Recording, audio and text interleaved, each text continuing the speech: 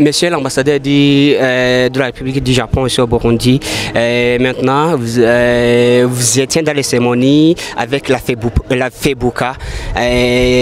À vous, cette cérémonie consiste à quoi? C'est la consolidation de l'amitié, relation amicale entre les deux pays.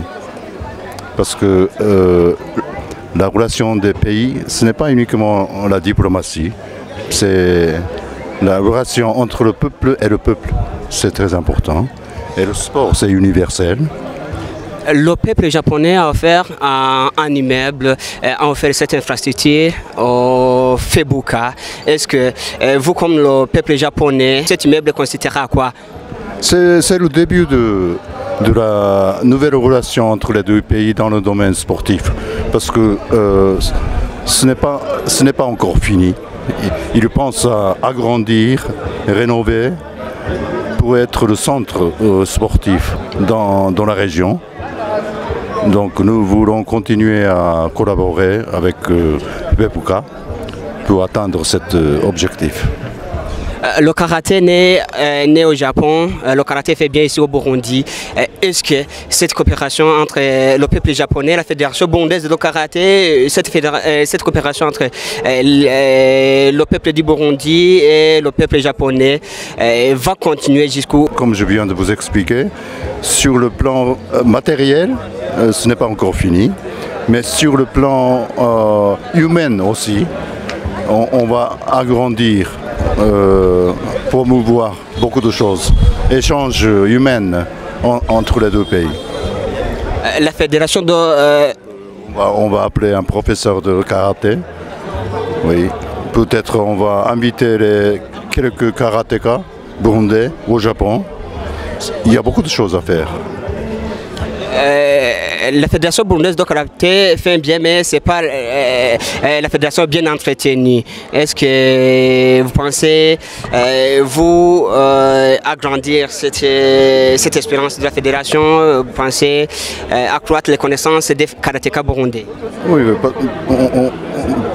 vous savez, il y a plusieurs raisons pourquoi on a choisi karaté et Sudojo. Premièrement, karaté c'est un sport natif du Japon, mais plus important, on a bien compris que la FEBUCA c'est une organisation très solide, bien gérée. C'est pour ça qu'on a choisi FEBUCA et la relation pour le futur. Pour finir, je pense que cette salle, ce n'est pas une salle qui mérite bien, une fédération qui remporte bien de médailles ici au Burundi. Est-ce que vous, comme le peuple japonais, vous voyez cet handicap? Ce n'est qu'un premier pas. Comme je répète, on va continuer à donner des assistances technico-financières pour être à la mesure de la fédération. Merci. Monsieur le président de la Fédération burundaise de karaté, ici nous voyons une infrastructure bien construite.